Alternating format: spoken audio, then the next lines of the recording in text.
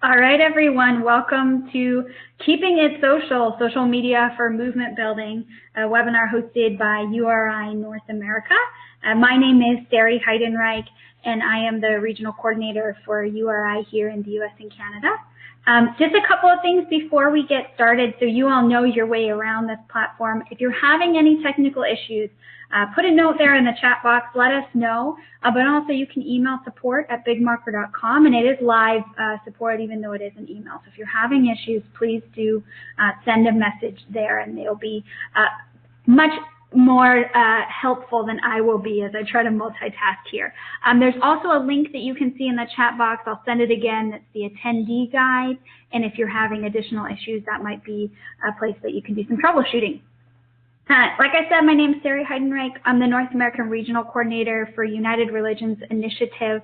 We're hosting this webinar here today to try and share some of the knowledge around how to use social media to build movements. This is a question that I get a lot from grassroots activists who work across the US and Canada, and so we figured why not let's just try and answer a bunch of questions, as many as we can in an hour, in front of a broader audience, and also that your experiences and what you're looking for social media to help you achieve will also inform each other, and so hopefully we'll have some good exchange of information here. Just a little bit about URI before we start. We are the world's largest grassroots interfaith peace-building network in the world. There's about 808 community organizations, we call them cooperation circles, in 96 countries who are members of URI. And the area I focus on is North America, and we have over 100 community organizations in the US and Canada that are members of ours. And so that's where a lot of these questions have come from that we're going to start addressing today. On your lower left-hand corner, you'll see Reed Price. He's a new media specialist and also comes out of some traditional media background, and so we're really grateful to have him here. You will also see on your far right, we have Michelle. She's the director of Groundswell and comes out of an organizing background, but also the intersection of that organizing and using social media and various communications tools. So we're really grateful to have her. And then we have Tim. Tim looks a little bit different here in his headshot, I think, than his camera. He's shaved up your beard for us, thank you. Tim is a project communications officer for Shoulder to Shoulder campaign, and he works specifically on some social media projects with them, and as he put it, helps bring nuance to online conversation, which I think is one of the really important questions we have here, which is that people can sometimes get mean and nasty in online conversations. So without further ado, we're going to get to the speakers, let them start sharing with us, and this is going to be really interactive and it's going to be really fun. So hold on to your hats and get ready for this. We're going to have the speakers respond to a couple of questions up front, but then we're going to jump right into your questions. So any questions you have, please use the chat box that's on your right-hand corner. You can type to us questions you have. If it is a question, if you could tick the Q&A box that's there, that would help us, help those questions stand out from other kinds of messages that are being sent. If you have a private question, something you'd rather not share in the chat box, you can click the People tab and then select the word chat next to the person's name who you want to talk to. And with no further ado, we're going to get right to, oh, sorry, my slides here haven't loaded the question, but that's okay. I've got it here. We're going to ask each of our panelists to answer the question about what's a story you can tell us where social media has made a big difference. And Reed, you're kind of on the farthest left, so you win the lottery. You can start. All right. Well, I have a story that's basically a small town story. It involves getting a community organized to get together for an event, and it was a use of Facebook and then using Facebook to create an actual event in the community. I was working with a group that eventually called themselves the Bainbridge Island Inclusion Squad. I live on Bainbridge Island, which is right outside of Seattle. And when there were a lot of comments in the news, they continue, but at the outbreak of the presidential election, there were a lot of comments about immigrants and their place in society, specifically Syrian immigrants in the U.S. And there were a number of people who, as you probably saw in your social media feeds, felt that the story of the immigrant population was not being fairly told. And so a few people started to comment online, and a number of us started to have back and forth conversations, and we decided, let's see if we can get something organized here in our community. So there was already an existing group that featured activities on Bainbridge Island, and we started to post invitations to people to join a new Facebook group to have discussions. If you want to do something or respond to this, please join us. And that enabled us to attract probably about 150, 200 people who were at least joining that secondary group. So we used a larger group in Facebook to kind of get a smaller group organized to say what might be interesting to us, what could we do. And then there were a lot of conversations in that small closed group about how what kind of an event we might have, what kind of who we might invite, who might have skills to help make something happen, who would know where would be a good venue. So that was using social media as an organizing tool in kind of a closed group. Then we set up an external group and an event using Facebook, and posted things to that original group that was the larger couple thousand people that represented people who live on Bainbridge. And we were able to get 100, 150 people to come out to a vigil where a number of people spoke, including a number of lawmakers.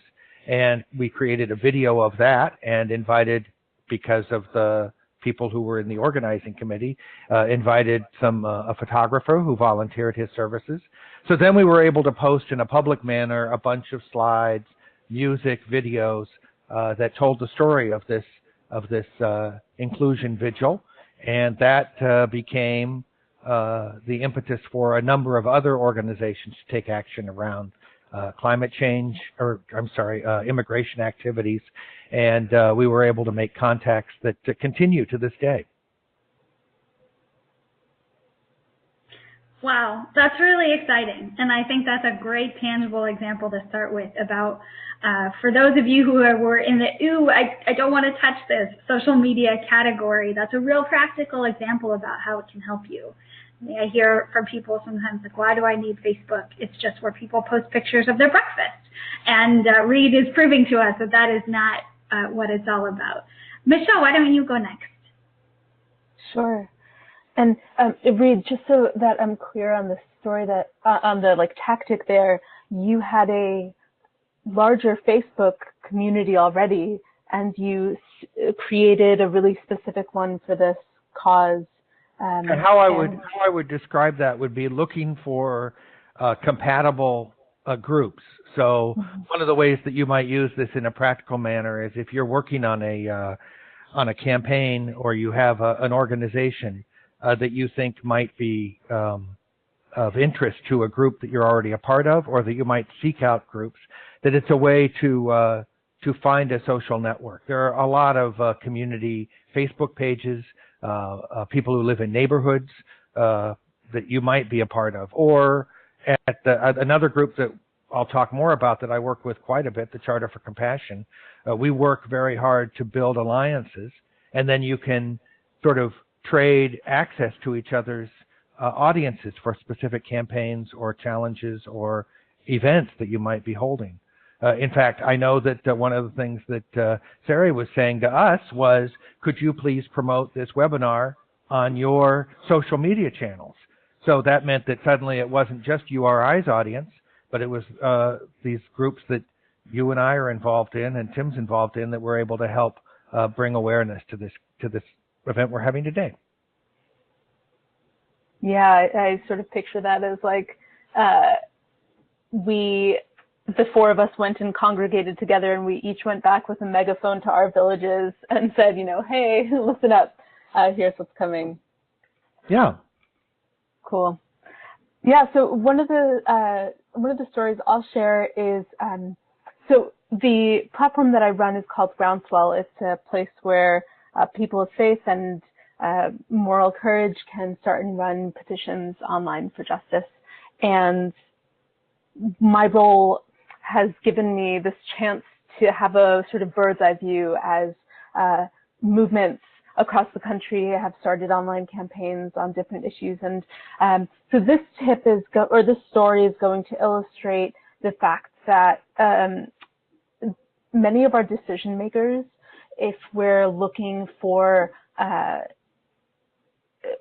to make specific changes in the world, are also on social media. So a group in Boston started a campaign on Groundswell to targeting Philadelphia Insurance, which is a company that had denied claims for life-saving addiction service providers in Boston. There was like a snowstorm and it blocked off this bridge that was preventing access to addiction services, and the insurance company wouldn't let their claim go through, and so they didn't have the funds that they needed to keep these services available.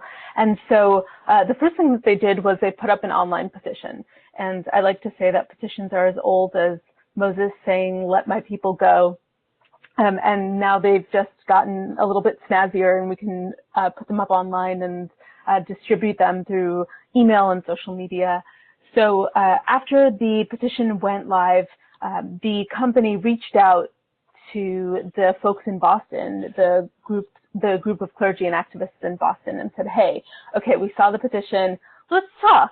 And of course, they brought their lawyers to the talk and weren't really conceding much. So what we did afterwards was take some of the Philadelphia Insurance already had a campaign that they were doing, to promote like some marketing campaign that they were doing, and they had created these graphics for the marketing campaign. So we took those graphics and kind of tweaked them a little bit to represent the people who they weren't serving, the people who they were leaving behind because they weren't going to put this claim through, which included people who were facing addiction, people who were experiencing homelessness.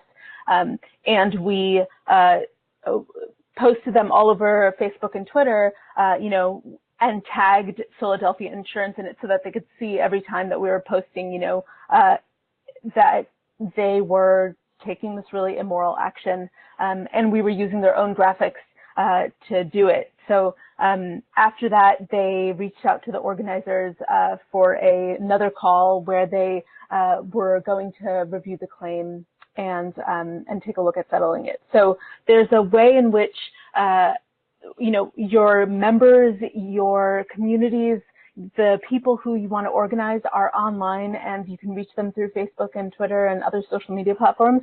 But oftentimes so also are journalists and CEOs and companies, and both individual and organizational. And when you are, trying to get them to do something, they can be really susceptible to social media campaigns. Talk about tangible results. That is a pretty tangible story, and I could feel myself, Michelle, moving right there along with you guys as you hit the post button and you tagged things, and there really is. There's some very creative ways to do this work, so thanks for illustrating that. Before we go on to Tim, we'll break up this series of questions with another poll question for you all, for the audience, and this is another one that will help us tailor everything we're doing in the next hour to really meet your needs. And we're going to ask, what is your role in your community, so that we can make sure that we're targeting what we're saying. The other thing to be thinking about is, and we'll get to this question in just a little bit, is what goals do you have that social media can help you achieve? And so hopefully the answers coming from Reed and Michelle and Tim will help spur some ideas in you about things that maybe you didn't even think social media could help you achieve. And we'll get to those questions later on, and we'll start talking about them and hopefully giving you some creative ideas to move forward. But Tim, before we get to all of that, why don't you start out and tell us your story of a time that social media has made a real difference? Absolutely. Hello, everybody. I have a two-parter. The first is general, the second is specific. In general, social media has made a huge difference in the way that I do things online, the way that I organize, the way that I connect with people, with activists, with professionals in other fields, even with friends and family.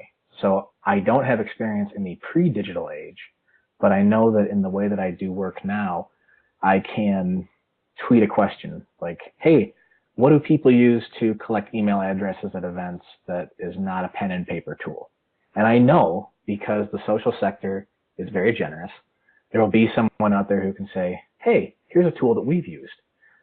Or go talk to this lady because she had an event last week and used this tool that was really bad.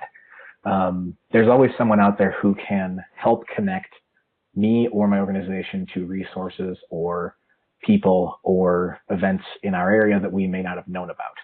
So in terms of making a big difference, social media has changed the entire landscape for how I find things and how not just I tell people things, but how they bring things to me and I learn about the world around me, which is really, really useful. On the more specific end of things, last June, we had a opportunity, sadly, to respond to a massacre at a nightclub in Orlando. This was a big deal. Deadliest mass shooting in U.S. history, sort of. There were other ones historically. Anyway, we needed to gather voices from faith leaders around the country, from every religious tradition. And we knew that clergy organized in particular groups, right? So here's some Christians, here's some Jews, here's Muslims, here's local secular humanist community. And we had to figure out how to bring all those people's voices into one place and then push them forward to our community at large on the internet. And we used social media tools to combine the places where those clergy would orient around each other, their own Facebook groups, their Twitter lists, to find them, to say, can you please add your voice? And then to collect those voices, bundle them up, put them into one solid campaign, and then push that out. So in the end, we didn't have just one particular flavor of clergy member or faith leader. We had all of them all at once in one place. And it made for a really cohesive and robust, I think, faith response to that tragic incident. If we had not been able to organize around those digital tools, it would have been a lot lighter and probably not as many voices, and it would have felt and looked a lot more piecemeal. So having those tools really, really changed the way that we combined and distributed those voices.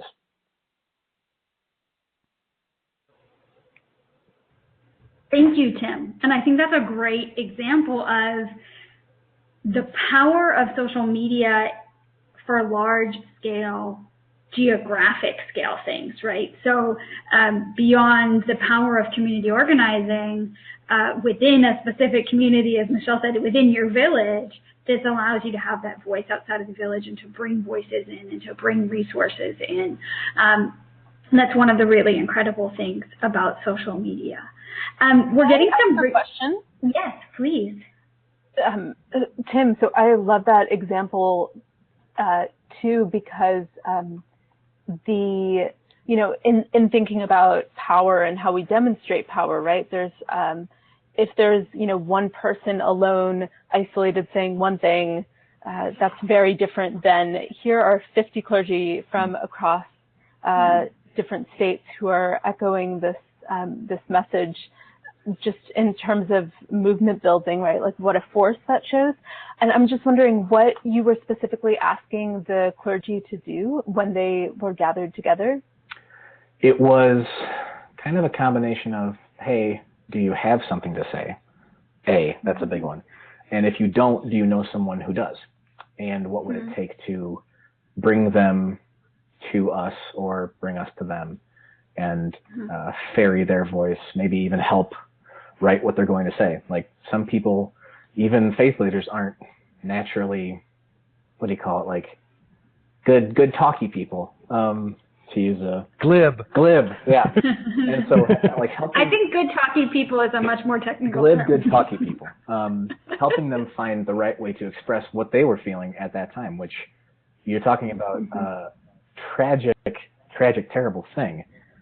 and helping people put into words what that means for them, for their faith communities, and then for America and the world at large. Having our skills on hand to deploy that made it easier to bring people into the campaign as well. I have a slight and similar example. It's not a slight example, but I'll express it succinctly, I hope. Working with the Charter for Compassion, we've created a Islamophobia guide.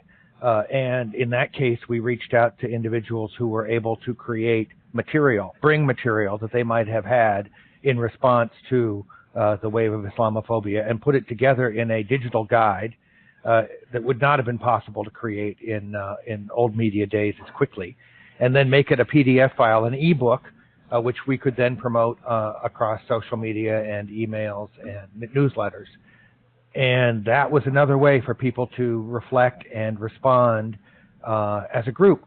And that had a large impact, I think, and was a very useful and shareable tool that got distributed through social media. Yeah, to just pull in a few nuggets out of that, Tim, talking about, I think one important thing you did was you didn't just kind of give people a question and then offer them no support. So we were seeing really traditional sort of community organizing principles come into play in social media. You don't have to throw out everything you know about organizing when you enter the social space. So those good questions of, hey, if you're not the right person, who's the right person? Ask that question in these same spaces. Hey, how can I empower you? How can I help enable you to be a part of this conversation if there's a roadblock?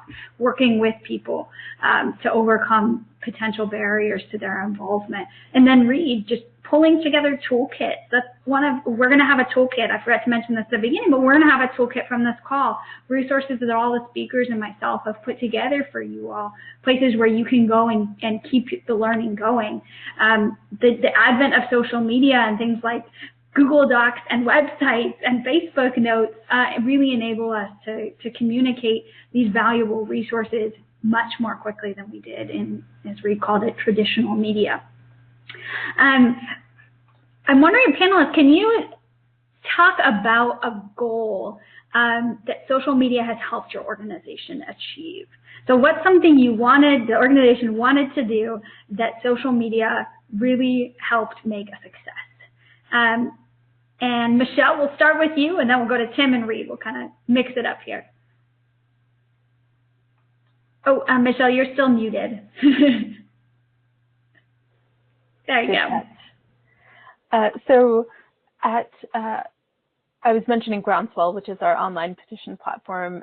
It's housed at Auburn, which is a multi-faith leadership development center. And our mission is to equip and amplify multi-faith movements for justice. And what we know it takes to build movements is interconnectedness and a network of people who care about, seeing their values represented in the world. And so the way that our online petition platform works is that you can start a campaign on it, and then say your campaign is about immigration issues.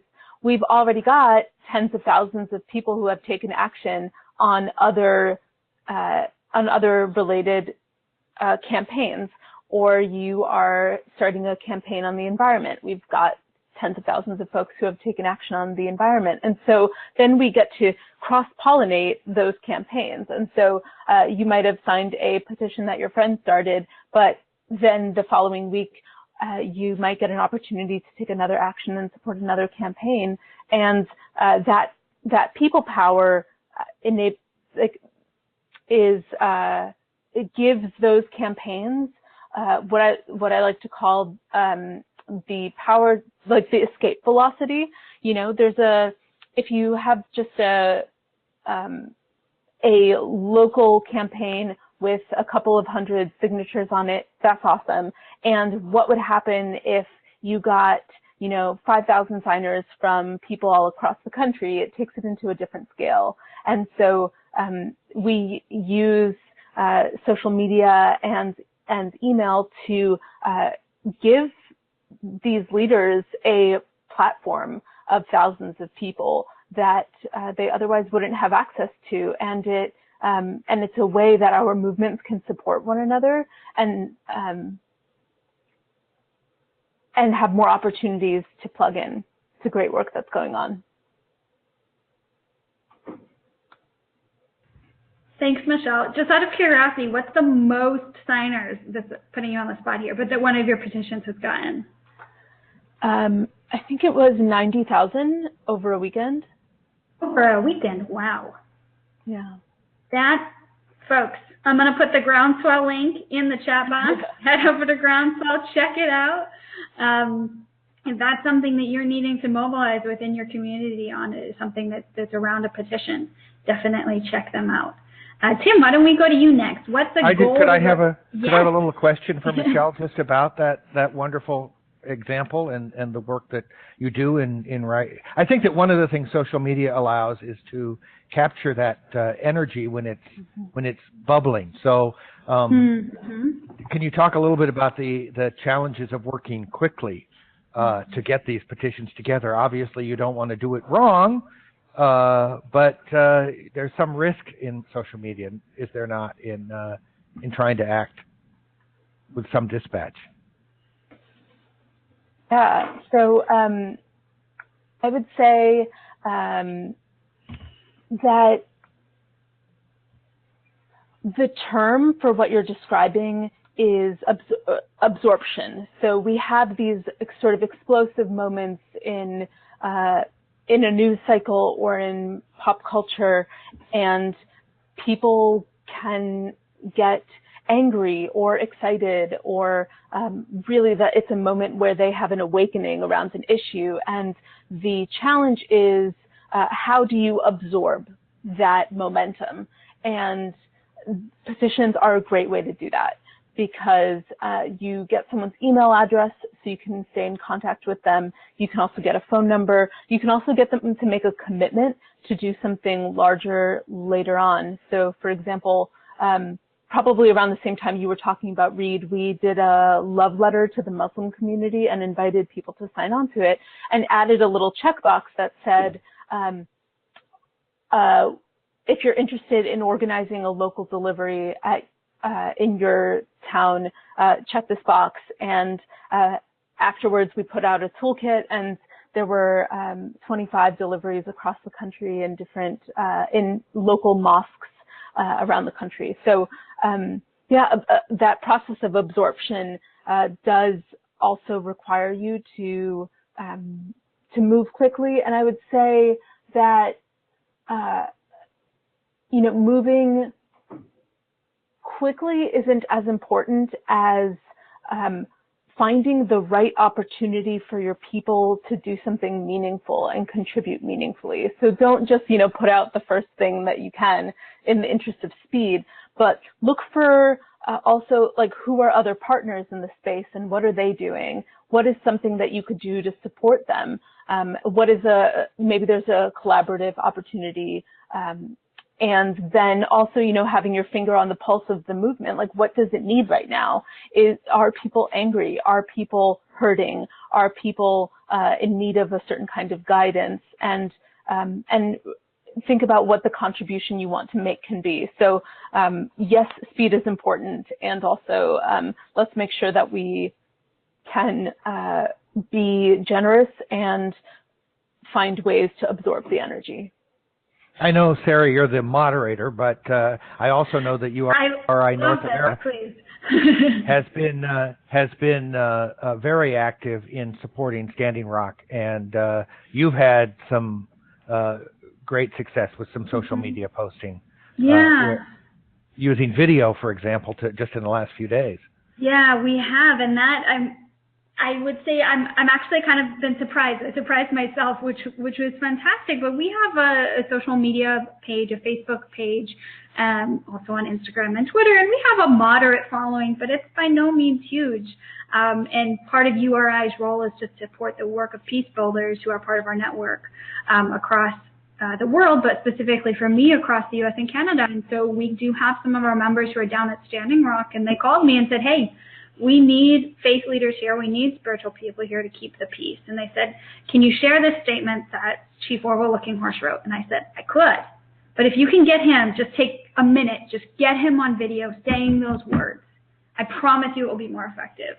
And there was a little resistance. We're traveling, we don't have our stuff. And but they made the decision to do this video. And it's now been seen over 250,000 times with 1 million impressions on Facebook. And so I know that wouldn't have happened if we simply shared a statement.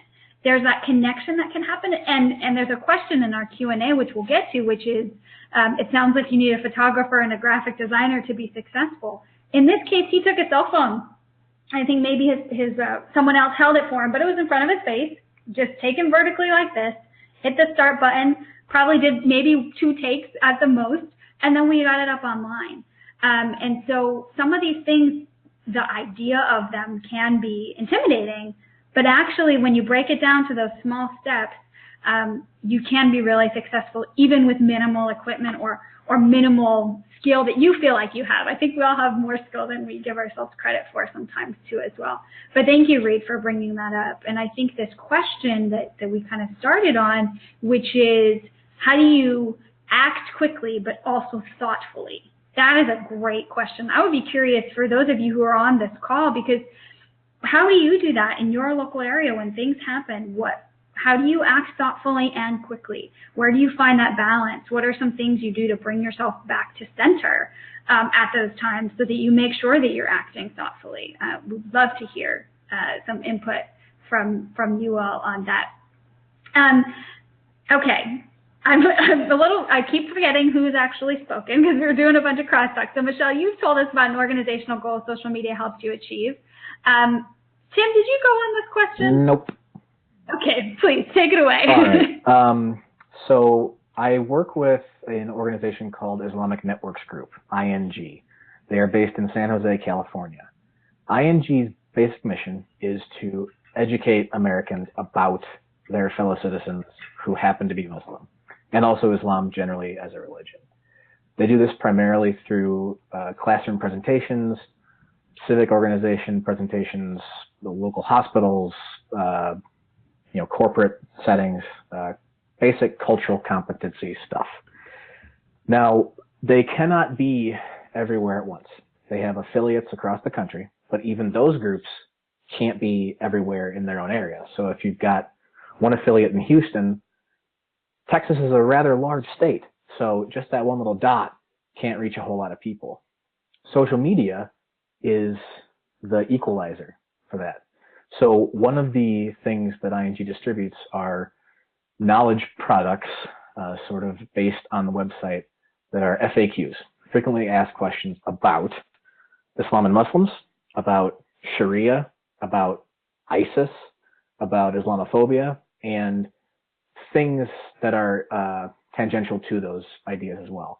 So getting the questions themselves and the answers out to a wider audience would have been much like a very heavier lift, if not for social tools. So you can share, a quick little image that says, hey, what's the deal with Muslims and bacon? Why don't they eat that?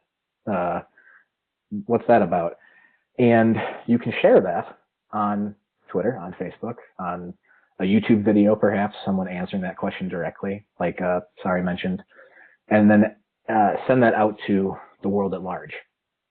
The amount of people who share those things compared to the amount who get sort of face-to-face contact with real-life Muslims, and also interfaith panels too with Jews, Christians, Hindus, and Buddhists, it's exponentially larger than the in-person audiences.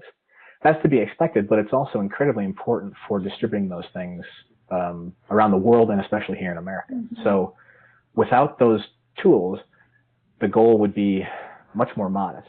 But since we know that communication is kind of flat now, we can share those interesting memes, engaging questions, and say, would you like to know more about what Sharia law really says? And then you can get it straight from the horse's mouth, so to speak. And social media is an incredibly important tool for that, for flattening how communication works in the world. Thanks so much, Tim. That's great. I think the idea that social media can help expand your goals. So you can have your base goals that you've got and then ask the question of how can social media help make this bigger? I also think Tim harkens there to a age-old social media principle, which is clickbait. using things like, do you really want to know what Sharia means? That's going to get people's attention, that's going to grab them. That is a tried and true social media practice. I don't feel bad about doing it when it's for a good purpose. Yes, and as long as you're actually answering that question, right? So it's not a bad thing if you're using something catchy like that to actually answer that question. Reed, why don't you go ahead and share with us what goals you've had social media help you achieve in the various organizations you've worked with. And then, y'all, as soon as Reed's done, we're going to get to your questions. So we're coming right to you. So submit those questions, and panelists, if you want to get a head start on looking at what some of those questions are, jump over to the Q&A tab. Take it away, Reed. Well, I was going to say something about clickbait before I tell my little story, which is that I think that importance of the click-through, what you said, the payoff for the effort, is really important. And when I was working in mainstream media, I worked for MSNBC and MSN.com earlier in my life, and one of the things that we had sort of as a credo was that you wanted to make sure that the payoff was worth it, that you weren't ending up with disappointment. And in those early days of the internet, it took a while for a page to load. And so if you were writing a headline on the front page of your website and you had something that was basically a bait and switch, you could get somebody very irritated after they waited, I don't know, what is it that Ellen DeGeneres says? I had to wait all minute, which is the way it works in the social media world. So it's important for you to think about the content that you have behind that clickbait so that you're actually delivering something of substance when somebody goes off-site. But it also is the best way to engage somebody. You have a lot more space to tell a story. You have a lot more opportunity to do things like invite people to sign up for a newsletter or get into conversation with them on that secondary site. So think of you don't have to do it all on the social media platform that you're broadcasting. It's a way to just invite people to join in with you, which in a way is the story I'm going to tell, which is that working with the Charter for Compassion, we have recognized that some of the most, in fact, invariably, the most popular posts that we have put up on Instagram, on Facebook, on Twitter are aspirational, and they're often quotes and pictures or memes. The idea of putting quotes on top of pictures, and rather than fight that, we worked really hard to think about how we could bring that together and make it work. So what we've tried to do is build a regular routine of trying to promote a series of quotes and aspirational pictures that reflect the underlying vision of the Charter, so that as those things get shared, the Charter's name gets passed along, but more importantly, the message of compassion gets passed along. And rather than seeing that as part of the thinness of social media, the slack-a-vision of our world, it's an opportunity to begin a conversation and to share significant, in this case, quotes or images or thought leaders that might be worth sharing. And there might be people in your organization who you think of as the founders or the inspirational individuals that you look to. Think about how you might be able to capture some of the things that they have said or images that they have used and share them again. We had that with the video that you were talking about, Sari, but also you can find images often with no rights requirements if you do a little searching. And you, as also as Sari said, you can take pictures yourself at events. And if you have something that comes up that looks pretty good, you can make a lot of mileage on social media with your iPhone. Mm-hmm. And Reed, I love what you're saying, which is take note of what works and see how you can use what works, what interests people to meet your organizational goals. So sometimes these things inform each other. It's not just about what's the goal that social media can help me achieve, but you can look at what social media is doing and then ask how can you capitalize on that, or how can you make the best use of that. So let's shift gears here and start getting to audience questions in the last 20 minutes here, folks. And some of us will be able to stay on after the hour as well to keep answering questions if there are questions. So don't worry, we'll definitely get to all of these. But Reed, since we're just jumping off of this question, why don't we answer it? The question is, it sounds like we need a photographer and a graphic designer to be successful using social media. Advice for when these aren't available. And I'm going to answer just a little bit here first because this has been my experience. I'm not a graphic designer. I took a photography class in college, but I don't have the equipment anymore. But I've actually found that the same internet that gives us social media also gives us tools to help produce these things. And so actually in the resource guide you're going to get, I have put down some of my favorite tools that make doing these things really easy. So there's, for example, something called Pablo. It's produced by a company called Buffer, and Tim's giving me the thumbs up. Within a matter of 5 minutes, they have a bunch of free images you can use that are beautiful. You take a quote, you overlay it over the top of it, and you click download and you post it to your social media. You don't have to have technical know-how to do it. And so there's tools that are making this bar to entry really low, meaning yes, people respond more to graphics and photographs, but even if you're not a professional, there are tools out there that can make you look like one. The other thing is never underestimate the power of a cell phone video or a cell phone photo. Sometimes the most powerful thing is a photo from the event. And if the only thing available is a smartphone to take it on, take it. Give the smartphone, ask one of your participants to be the photographer. Make sure you're getting pictures of people's faces, things that show emotion. Big crowd shots aren't necessarily the most effective. But use what you've got and capitalize on it. There's also a ton of free trainings out there, which there's some links to those in your resource guide. And so if, I didn't list one here, but Google how to take great pictures on a smartphone, or how to take great pictures if you're not a photographer, and you'll get plenty of training that you can do and articles you can read that will help you build those skill set with a little bit of effort.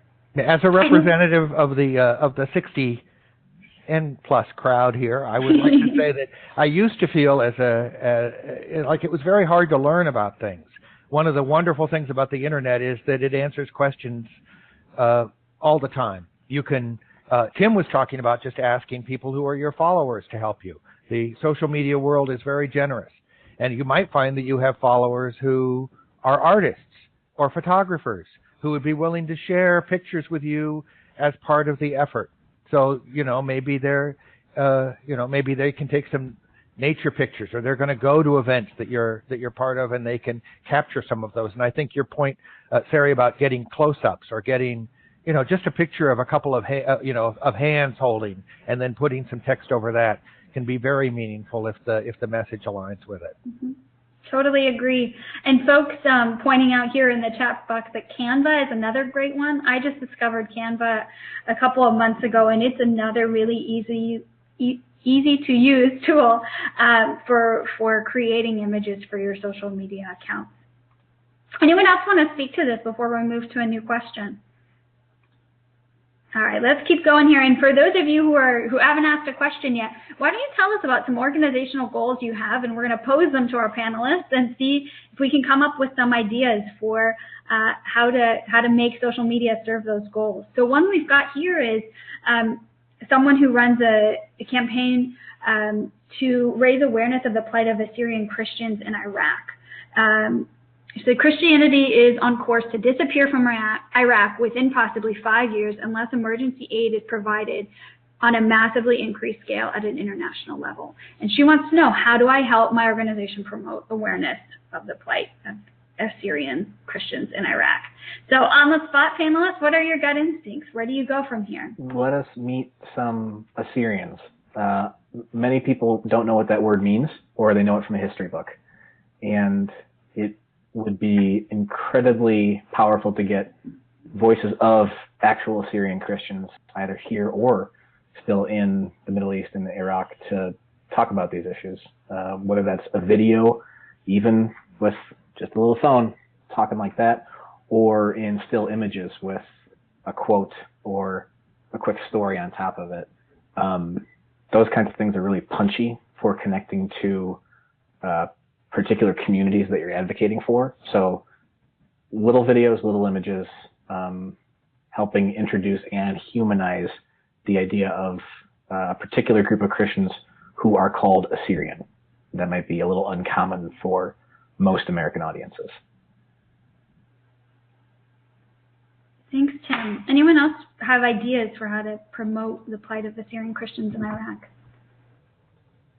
I would think about, so my instinct is to discover, who are the people who would care most about this issue, and think about who are some of the, do like a power map of who are some of the influencers in that space, so that you can begin to build relationships and networks with the people who are holders and leaders of the communities that you're focusing on. So there might be, and those folks are people you can connect with through social media and then build relationships with online or offline. But doing that kind of map to visualize where some of the, and power in this sense being like soft power, right? Like influence and connections might be a good second step after Tim's great advice, because then you're thinking about what are your distribution channels, and influencers are a great place to start. Mm-hmm. Michelle, could you? Go ahead. I'm sorry. You go ahead. Just one follow-up on that. Could you just speak a little bit about how do you define an influencer for those people who, this is kind of a new term in social media land, what that means. And then how do you go about identifying them? And if it's too much to talk about here, maybe we can add a resource to our resource guide that talks about that. Sure. So I would define, to define influencer. One thing to, I think, understand is that the way that things happen now, there used to be like industrial advertising, and that world was very Mad Men and cigarettes and martinis, and you could pay money and your ad would be like right here and everyone would go see it. And the world that we live in now is, some people call it the connection economy as opposed to the industrial economy. And in the connection economy, and some great thinkers on that would be somebody like Seth Godin, who I really love. I'll type his name in the chat. In the connection economy, people and relationships are your greatest assets. So if you're thinking about something like word of mouth marketing, you're looking for people who are like sort of the spokes on a wheel, and that they're connected to lots of other people who you would want to be connected to, who would be able to promote your event, book, campaign, whatever it might be. So, an influencer can be somebody with, like, say you were doing a campaign where you were focusing on trying to get nurses in a hospital in Ohio, right? Like, someone who's an influence for those nurses isn't like Michelle Obama, but they're still an influencer because you need to get to nurses in this specific hospital in Ohio.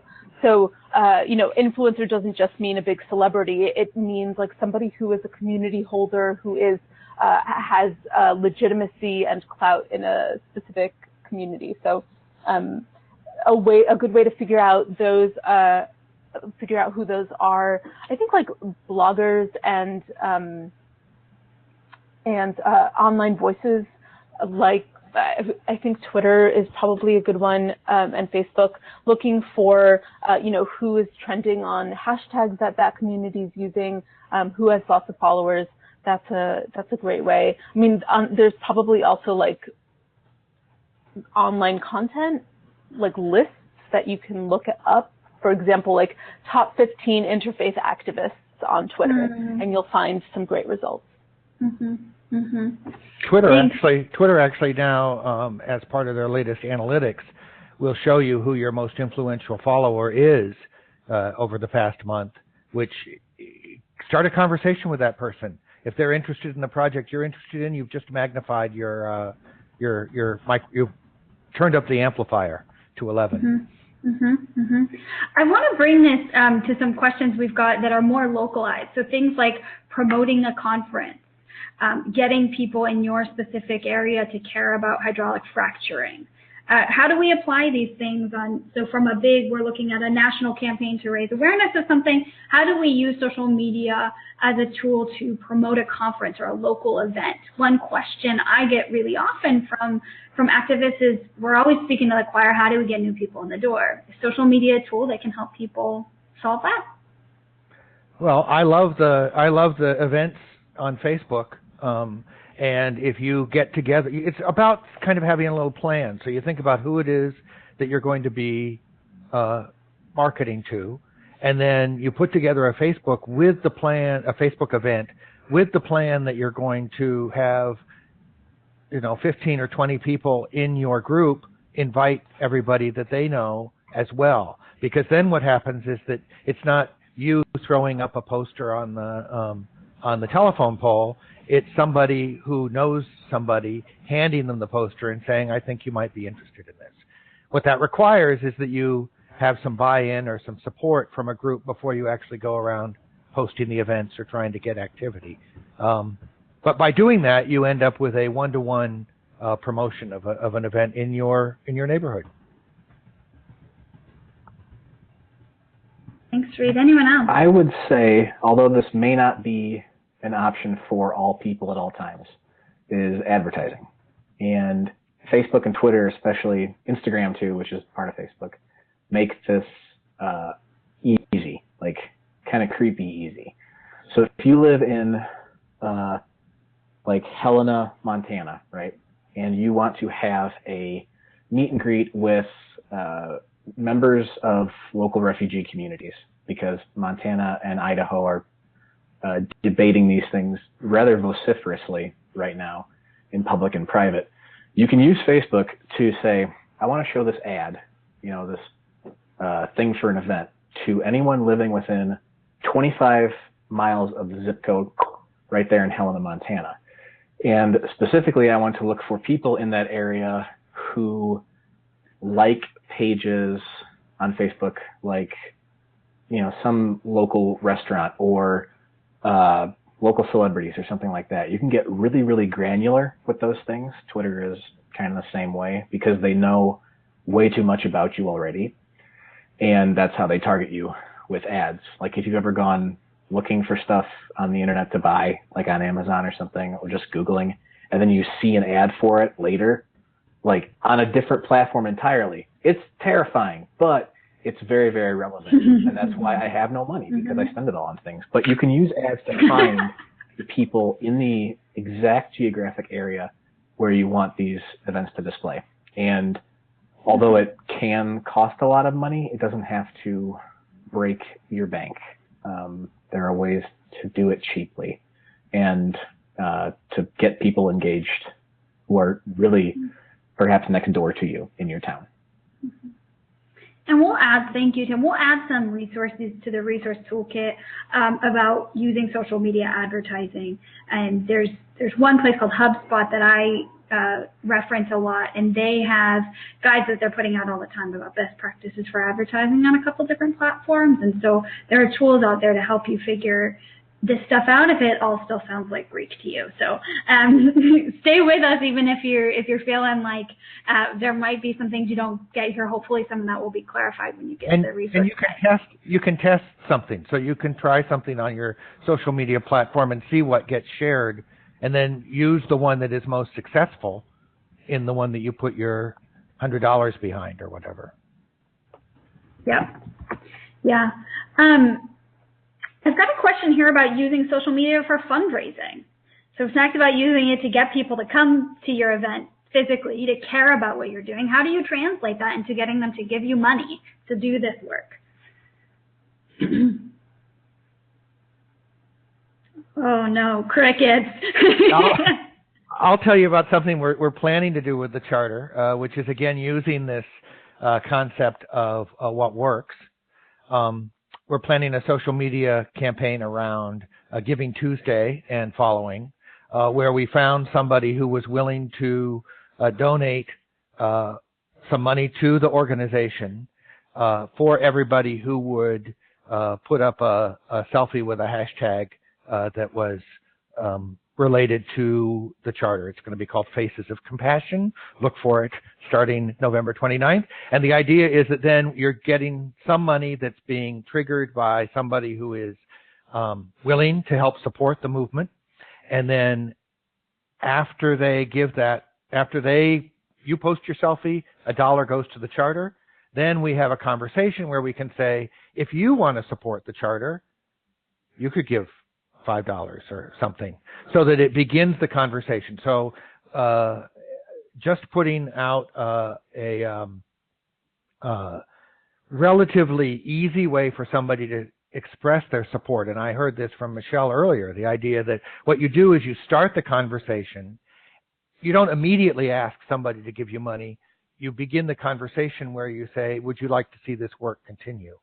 And build on the engagement of the social media rather than hitting it right off. Although there are, I'm sure Tim or Michelle might have some ideas about some GoFundMe type campaigns or efforts where people have actually used social media to promote some sort of a specific project, and that's worked. Again, people are more likely to give to a specific campaign, a specific project, a specific message than they are to just generally say, I support your work.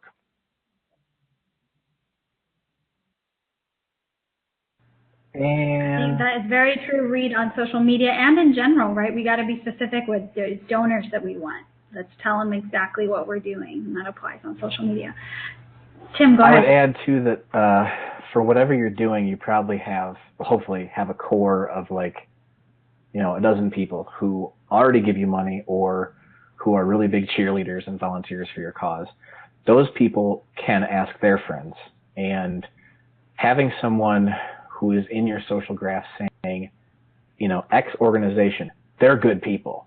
That's social proof. Mm-hmm. And that's really, really important for helping people make decisions. It's you're much more likely to donate to a thing if the person asking you is, an old friend of yours, as opposed to a complete stranger pinging you on Twitter and saying, can I have some money? If it's your aunt saying, oh, this group is really, really cool and I volunteer with them, can you donate some money? If it's your aunt, she'll probably also be good at guilting you into giving. But it's also important to have those people who you're already connected with provide the social proof for those gifts. Mm-hmm. Yeah, and I think, Tim, that's exactly it. So that's the social and fundraising, right? Which social media provides that platform. Studies are showing these days, and it's probably been this way for a while, maybe we just haven't had studies on it, but that is the most effective way to get people to give money, is to have someone who knows them ask them for it. And social media provides that on a large and a small scale. So people can target people through a private message on Facebook, or they can share it on a broader message on their profile. But you're standing up, you're putting your clout behind an organization, and that's a great way also that you can support organizations that you love.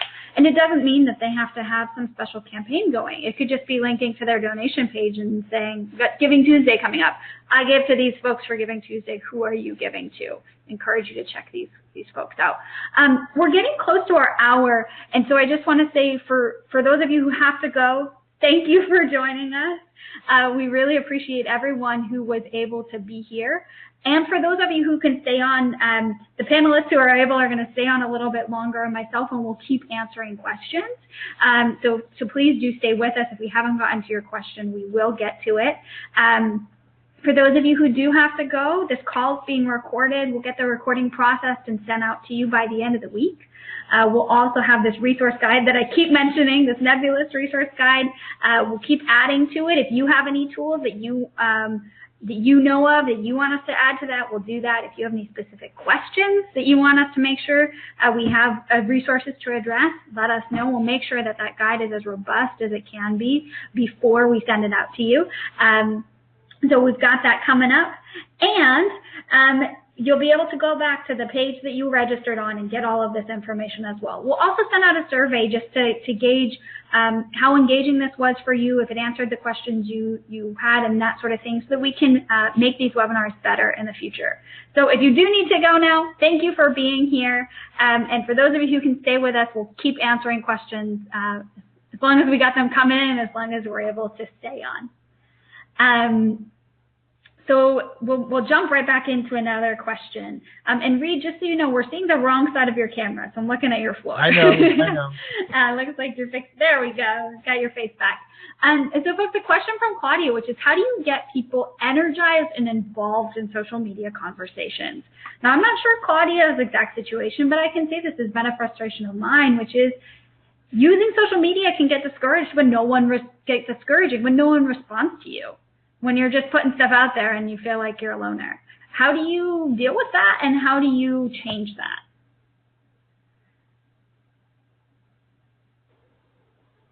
I would say that at a baseline level, a simple thing to do is to seed the conversation. So, the same way that you might have volunteers who you can call on to make phone calls or donate or sit at a table for you during, after church or something.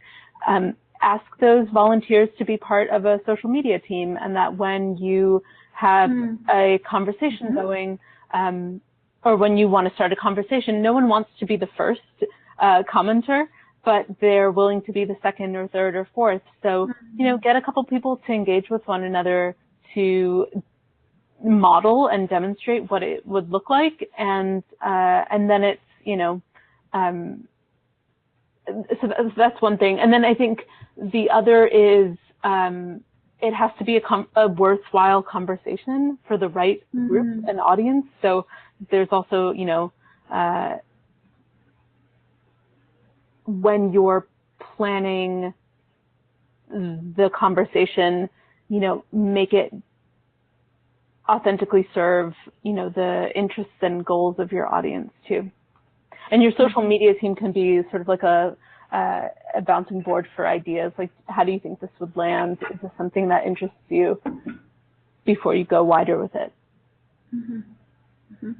Thanks, Michelle. Tim, you've done a lot of moderating of social conversations. How did you get those conversations started? Asking questions. That's a big important thing. So in the same way that here in this webinar, we've asked the audience particular questions about their work and their goals, and then also posed other similar questions to the presenters, asking people what matters to them, what they want to hear, is a good first step, but also providing things that matter in and of themselves. So the stereotypical, this is a picture of my breakfast. That's pretty cool. Maybe if your breakfast is totally awesome. And if your breakfast isn't totally awesome, that could be very problematic, because no one's going to interact with a boring breakfast. In the same way, having content about your cause organization out there that isn't engaging at all. There is a time and a place for, hey, we're on our way to so-and-so conference. If you're there, meet up with us. But in general, aiming for quality over quantity and wanting to have something, looking at it and saying, would I retweet this, or would I click thumbs up on Facebook if I saw this, and why? This is why those ridiculous pithy quotes get so much traction on Facebook, because people see them and it's like, oh, you are all you need. Oh, I'll share that. That's great. That's really meaningful, because it's simple, it's easy. So I'm not telling anyone to go for the lowest common denominator there, but to think actively about, will this status update have any possible energizing effect? And when you don't get a response on it, to not stop, because most of them will not. Pound for pound, the internet is a loud place without a lot of interaction, and there's so much noise. But if you're not talking at all, then no one's going to hear you. That is on point, Tim. And folks, as I noticed someone started doing this, as you have to leave this conversation, go ahead and leave your social media details here, and we can all start following each other. Be one more follower for each other. So it's a good example that Erin said. Everyone else can go ahead and try to put theirs in the chat box there. Just give us your name as it is on a social media, excuse me, on a social media channel. So I have a question here from someone about that she's used Facebook organizing very successfully, but has been told that this method excludes older people who don't have Facebook. How would you address this? I would say check out this link that I'm posting about last year's huge study on social network demographics. The over 65 crowd, this says 48% of them use Facebook. And of the 50 to 64 year old crowd, it's 64%. So you're looking at a smaller share age-wise of users, but it's not like they're not there. And the ones who are there might be exceptionally active, especially for the over 65s who may not have other work to do during the day, like retirees, grandparents, that kind of thing. Yes, the 89-year-old man you've seen walk back and forth here a couple times, he's a Facebook user, and I think partly so he can get in contact with his grandchildren and great-grandchildren. Yeah. And I think that that there's actually a much deeper penetration of social media, especially Facebook, with older people. Yeah, so it's not as bleak as it seems, but also knowing that you might have to make a more active push or do more searching out of those particular demographics, which of course with ads and such you can target those people directly. Good. Michelle, did you want to speak to this question? I was just going to say quickly that it might be worthwhile if older folks are in your community or they're a community that you would like to be working with, to do a training for them and bring them together to learn how to use the tools. That, especially because it would be such a transformative experience, you would probably get some really some loyal new friends if you did that. You could invite high schoolers to do the training, and that would be a great experience for all involved. Yeah.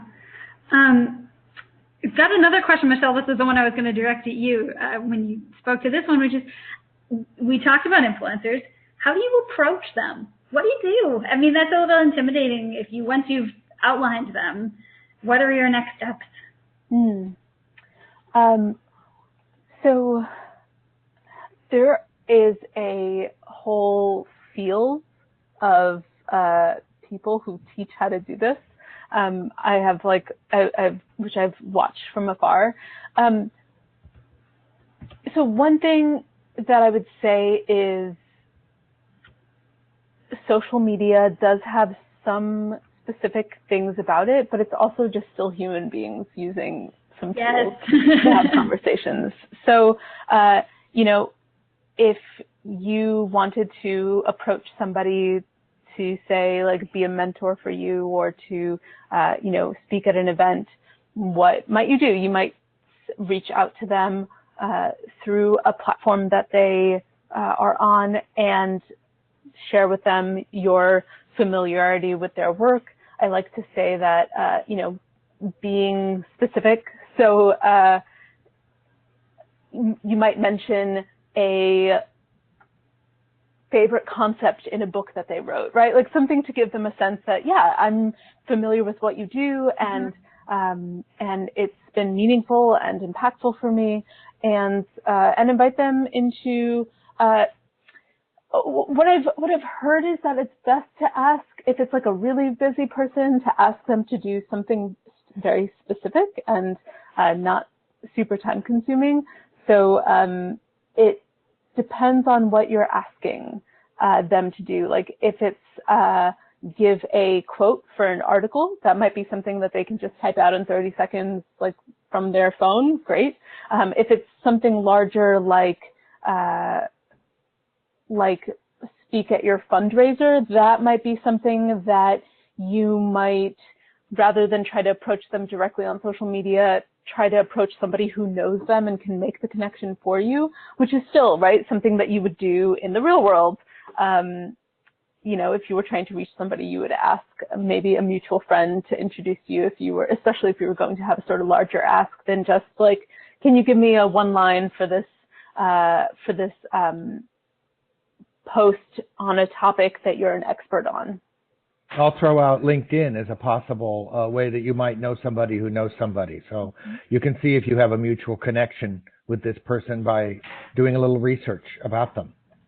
Mm-hmm. That's a great suggestion, Reed.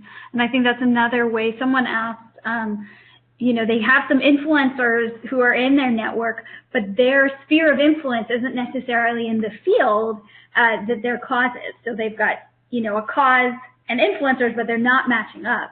And my suggestion there would be to ask that question, which Tim posed earlier, which is, who do you know? Because influencers know influencers, and say, hey, you're a big advocate for this cause, but we know that most of your followers, excuse me, aren't actually interested in what we're doing. Who do you know who has people who are interested in what we're doing? And mine those people that you already know who are influencers who can reach those bigger audiences. Don't know if anyone else has a suggestion for that, but that's my answer.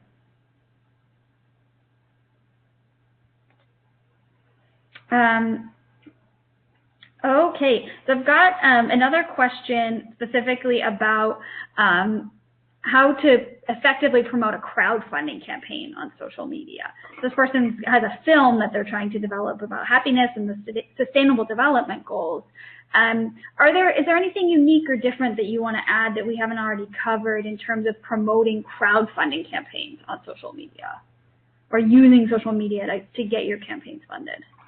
It seems like a trailer is really important in this case. I mean, spending a little money, thinking about or using resources from people who are involved in the project to try to put together a really compelling, short video that tells the story of what it is you're trying to do.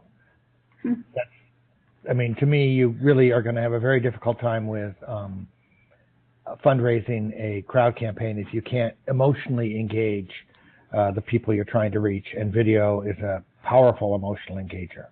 Mm-hmm.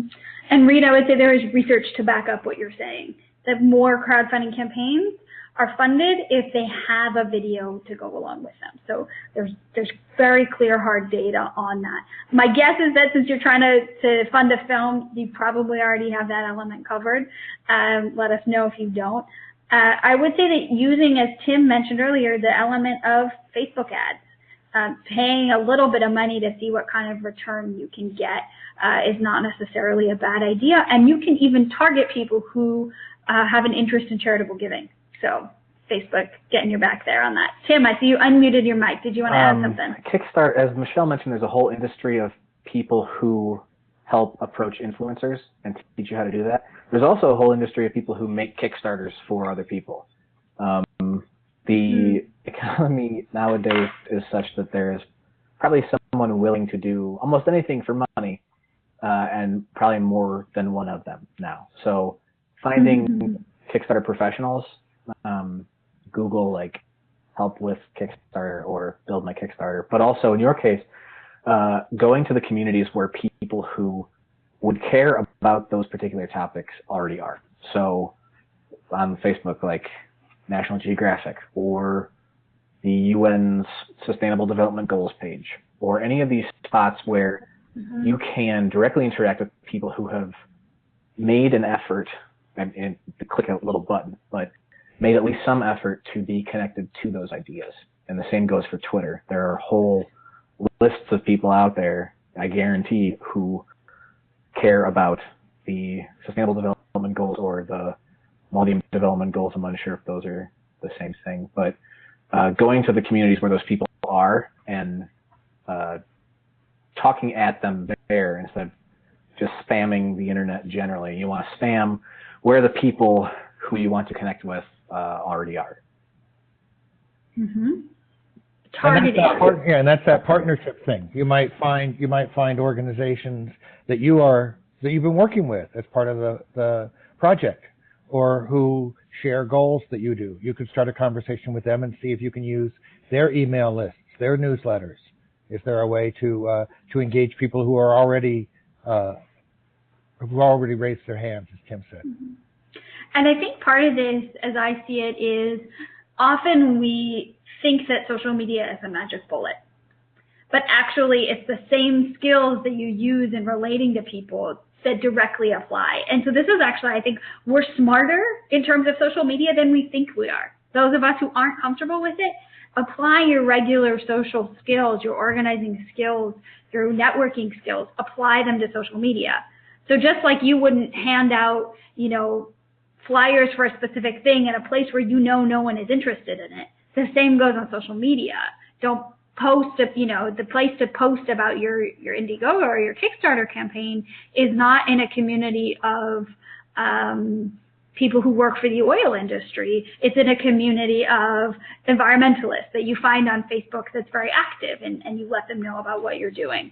I think the other thing is, just like with traditional fundraising, your initial funds, studies show, need to come from people that you have a direct connection to. So you need everyone you know to give $10 to your campaign, because people are more likely to give once they've seen that you've made it part of the way. They don't want to give the first $10, but they'll give like the 20th $10. So get 20 of your friends to give $10 first.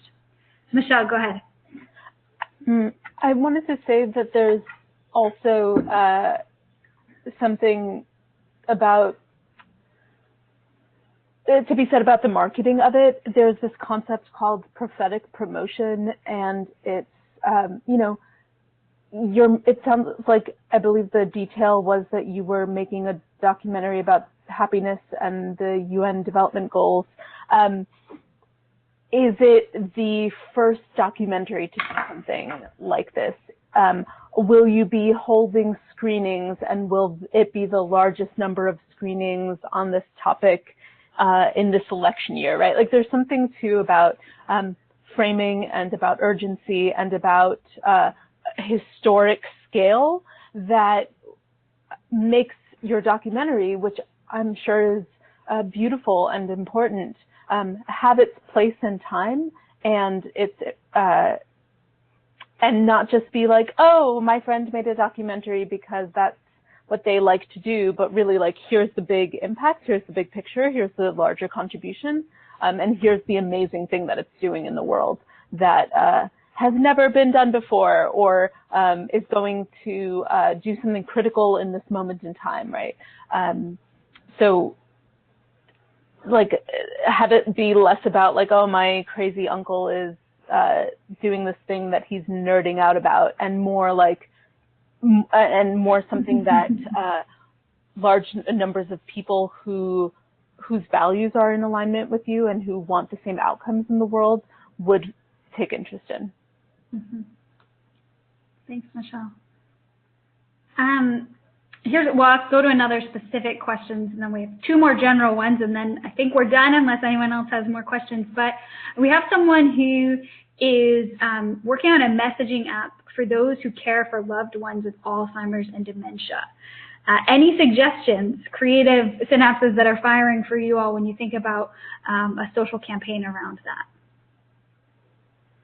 You should talk to Upworthy.com and pitch them something like that. Like, I feel like some of the most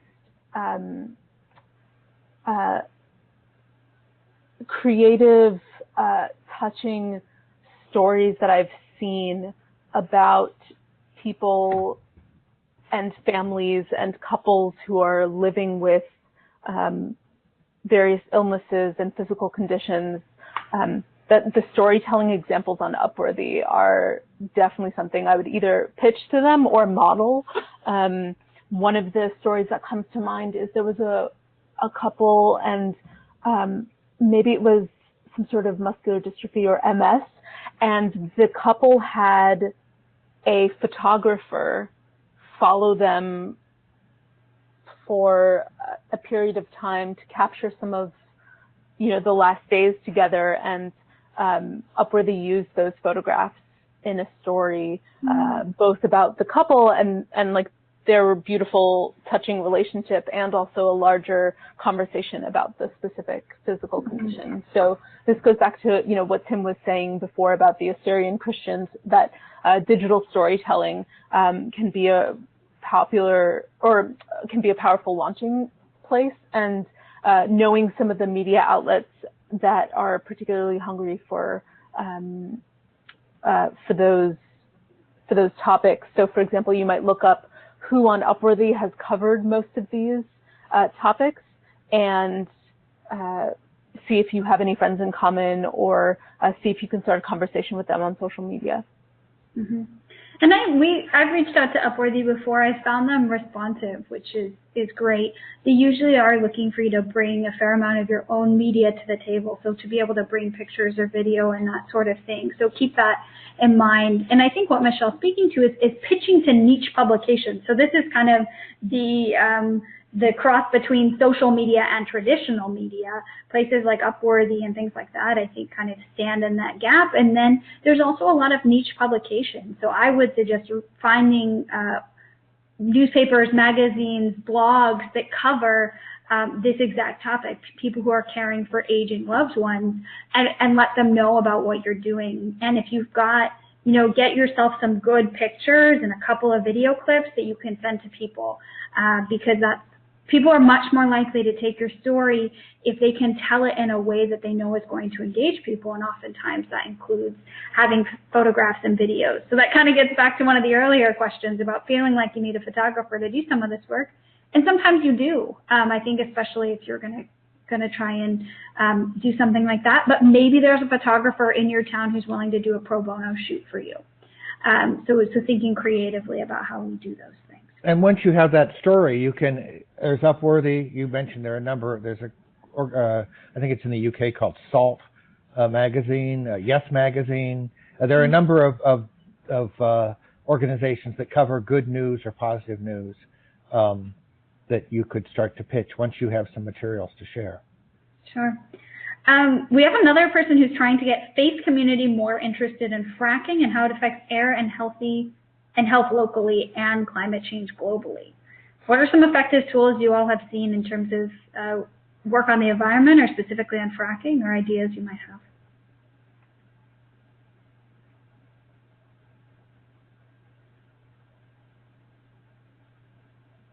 All right, I'll start chatting a little bit what people think. Again, I think I'm going back to showing the effects. So get yourself some good, even if it's just a picture of, I'm going to show my ignorance here. I don't actually know the terrible environmental effects of fracking, but get a picture of what that might look like. I think fracking, some people have said it increases earthquakes, right? So get a generic stock picture of an earthquake, pop a quote or a fact about fracking on top of that picture using the tool we mentioned, Pablo, and share that.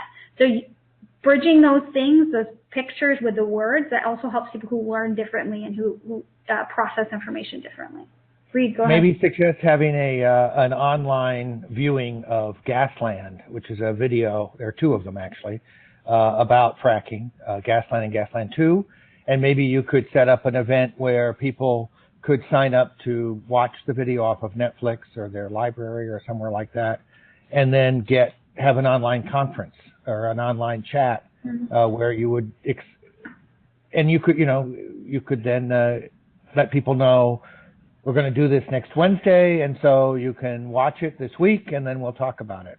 And then you'll maybe flush out some people who have a lot of personal experiences about fracking. They might have their own experience in their neighborhood, and if you can capture some of that, maybe you have a Skype chat or a big marker chat, whatever, and then try to capture some of that and share some of that testimony. Then you're bringing it into what we were talking about earlier, real experiences of people that can help amplify the work you're trying to do.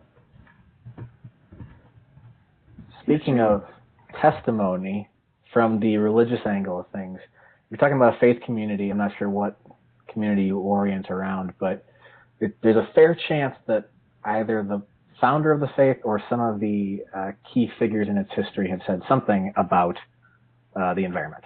And if you Google interfaith climate change or religious verses on, creation care, fracking, climate change, you could probably find something that is engaging with a very specific religious bent to it. There's the interfaith movement, I think, has matured to the point where you can find existing collections of verses on particular things. Oh, that's a good link. That's the grain world. Yeah. Yep. That's probably everything. And use that as an additional hook in your own faith community, and to say, look, this is bigger than our particular discourse. This is global, and it's historical, and it's incredibly important. I might also add, just from a campaign perspective, it might be useful to know where in your campaign you are, or what around fracking you're doing. Like if you are, if your goal is just to educate people about fracking, awesome, wave that flag proud. And if your goal is to ban fracking in your state, great, put that out front, so that it's just clear what people are getting involved in. And so I say that because I'm not sure at what stage in your project you are, but like sort of slapping social media on things might not be, or pursuing social media might not be the step that you're at. You might be at a step where you're still building a core of volunteers, or a action plan for the year of what you're going to do. So it's to say that social media can help you achieve those goals, but knowing like where you are in the planning process will help you determine what those goals are. Thanks, Michelle. We've only got a couple minutes here before our webinar room closes down on us. And there's two more questions about how to find influencers on Twitter. This is I guess we could do a whole webinar on this, Michelle. And also how to create a PDF book to distribute. So what I'll do, since we don't have time to answer those now, and because they are a bit more in depth, I'll add some resources to the resource guide to answer those questions. And that way you still get the info, and since we don't have time to do that on this call. I'll just say about the PDF. Sure. Just make the document in Word and save it as a PDF is a really easy way to do it. Mm-hmm. That's how we did the Islamophobia guide. Yep, easy as that. Thank you, Reed. In the last minute, we had this final question that we wanted to answer, and we don't have a lot of time to do it, but maybe at least one of you could speak to this question of what does it mean to build a movement, and what role does social media play in doing so? Really quickly, I would say movements generally rise and fall on the strength and number of their members. And if there's one thing that social media and the internet generally can do, it is to remind you that you are not alone. And if you think that you are the only person in the world who cares about fracking, say, you Google or search around on Twitter, and you'll find that you are not the only person. There are many, many more. And there are legions of people who care about all kinds of stuff. And connecting to them is incredibly easy, and finding them is incredibly easy. And just knowing that you're not the only one fighting the fight can be really, really important to staying in that fight. Thanks, Jim. I resonate with that. Michelle or Reed, did you want to add to that at all? One of the things that Seth Godin, who I mentioned earlier, talks about is building tribes. And he says that when you build tribes, you are demonstrating as a leader of a tribe, one of your roles is to demonstrate people like us do things like this. Mm-hmm. And so know that just by being who you are and caring about what you care about and posting about the things that you do, that you are paving a pathway for other people to see themselves as activists, as peace builders, as environmentalists.